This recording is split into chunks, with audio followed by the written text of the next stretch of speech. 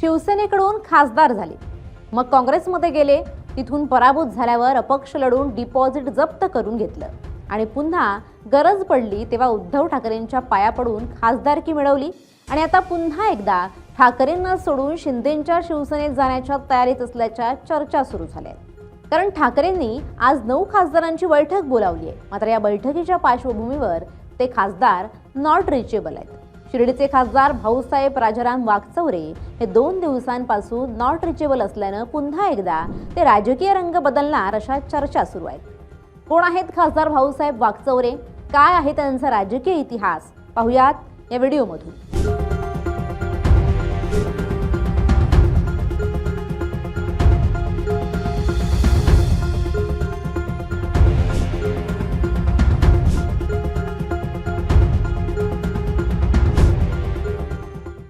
नमस्कार, मी मृणाली पिळणकर.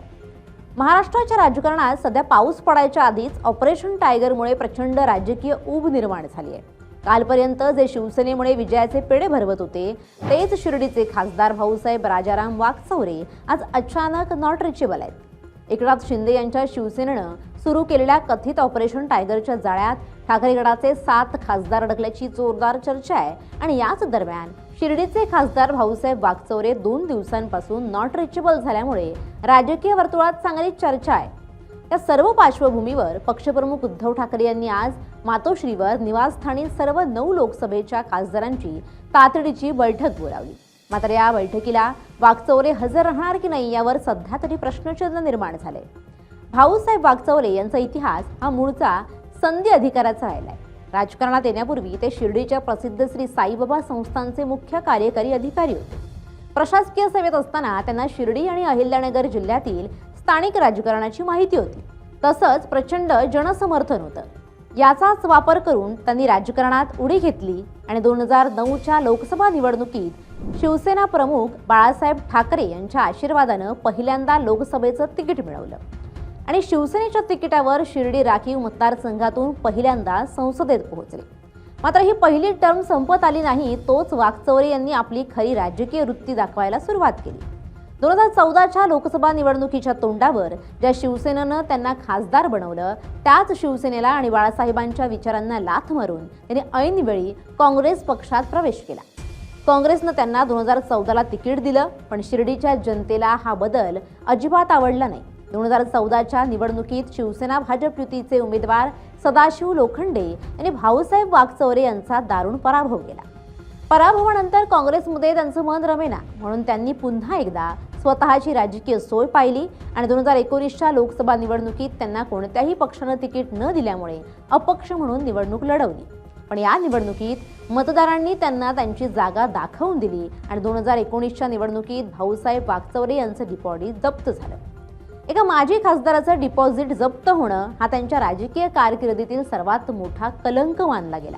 पण राजकारणात लाज लज्जा नसते हेच पुन्हा एकदा सिद्ध करत 2024च्या लोकसभेआधी त्यांनी पुन्हा मातोश्रीची पायरी चढली.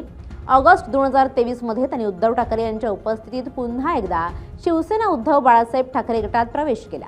त्यावेळी पक्षात माणसांची वाणवा असल्यामुळे उद्धव ठाकरेंनीही जुना इतिहास विसरून त्यांना शिर्डीतून उमेदवारी दिली. 2024च्या लोकसभा निवडणुकीत त्यांच्यासमोर महायुतीकडून पुन्हा एकदा त्यांचे जुने प्रतिस्पर्धी सदाशिव लोखंडे रिंगणात होते. या निवडणुकीत संपूर्ण महाराष्ट्रात महाविकास आघाडीच्या बाजूनं सुप्त लाट होती आणि त्यातच उद्धव ठाकरेंबद्दल सहानुभूती असल्यामुळे भाऊसाहेब वाकचौरे सदाशिव लोखंडे यांचा पराभव करून पुन्हा एकदा संसदेत पोहोचले. मात्र ते त्यांच्या स्वतःच्या ताकदीवर किंवा लोकप्रियतेवर निवडून आले नाही, तर उद्धव ठाकरे यांचं नाव आणि मशाल चिन्हावर मतदारांनी दिलेल्या मतदानामुळे ते निवडणूक जिंकले असं लोक सांगतात. निवडून आल्यानंतर अवघ्या काही दिवसातच भाऊसाहेब वाकचौरे यांच्यातील जुना नेता पुन्हा जागा झाला. एकनाथ शिंदे यांच्या शिवसेनेचे नेते संजय शिरसाट आणि भरत गोगावले यांनी दावा केलाय की उद्धव ठाकरे गटाचे अनेक खासदार त्यांच्या संपर्कात आहेत आणि ते लवकरच महायुतीमध्ये प्रवेश करतील. या चर्चेदरम्यानच 2 दिवसांपूर्वी भाऊसाहेब वाकचौरे यांनी थेट माध्यमांसमोर येत हात जोडले होते. मला उगीच त्या पक्षात ढकलण्याचा प्रयत्न करू नका, मी कुठेही जाणार नाही असा दावा त्यांनी केला होता.